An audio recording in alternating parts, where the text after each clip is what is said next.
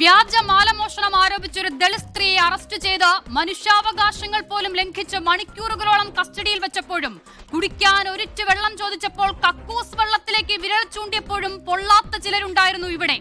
ദളിതനായതുകൊണ്ട് മാറ്റി നിർത്തിയെന്ന് പദം പറഞ്ഞ നേതാക്കൾക്ക് പോലും അന്ന് ആ ദളിത് സ്ത്രീക്ക് വേണ്ടി ഒരു വാക്കുരുവിടാൻ സാധിച്ചില്ല. പക്ഷെ ഇന്നവർ ജയിലിൽ കിടന്നൊരു തന്ത്രിക്ക് ലഭിച്ച സൗകര്യങ്ങൾ തേടി ഇറങ്ങിയിട്ടുണ്ട്. സർക്കാരിന് വേണ്ടപ്പെട്ടവർക്ക് ജയിലിൽ പ്രത്യേക പരിഗണന നൽകുന്നുവെന്ന് നാഴികയ്ക്ക് 40 എന്ന കണക്കിൽ ആരോപണം ഉന്നയിക്കുന്നവർക്ക് പക്ഷേ തന്ത്രിക്ക് പ്രത്യേക സൗകര്യം നൽകാത്തതിലാണ് പ്രശ്നം.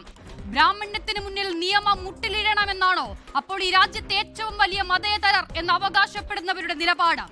അരികുവൽക്കരിക്കപ്പെട്ടവന്റെ അവകാശ നിഷേധത്തിനെതിരെ പ്രതികരിച്ച ഒരു പുരോഹിതനെ രാത്രിക്ക് രാത്രി പോലീസിന്റെ വണ്ടിയിൽ വലിച്ചിട്ട് കൊണ്ടുപോയപ്പോഴും വിറയിലുള്ള കയ്യിൽ ഗ്ലാസ് പിടിക്കാനാകാതെ സിപ്പർ ബോട്ടിലിനായി 50 ദിവസം നിയമത്തിന് മുന്നിൽ കാത്തുകിടക്കേണ്ടി വന്നപ്പോഴും ഇല്ലാത്ത പൊള്ളലാണ് തന്ത്രി ജയിലിൽ കിടക്കുമ്പോൾ ചിലർക്ക്.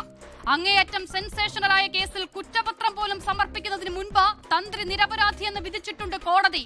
നല്ലത്. നാട്ടിൽ പ്രതിപക്ഷം ഇടപെടേണ്ട മറ്റൊരു പ്രശ്നവും ഇല്ലാത്തതിനാലാകണം തന്ത്രിക്ക് വേണ്ടി നിയമസഭ സ്തംഭിപ്പിക്കാൻ പ്രതിപക്ഷം തീരുമാനിച്ചത്. കോടതിയിലും നിയമ സംവിധാനങ്ങളിലുമൊക്കെ അങ്ങേയറ്റം വിശ്വാസമുണ്ടാകുന്നത് നല്ലത് തന്നെ. പക്ഷേ ഈ വിശ്വാസം സെലക്റ്റീവ് ആകുന്നിടത്താണ് പ്രശ്നം.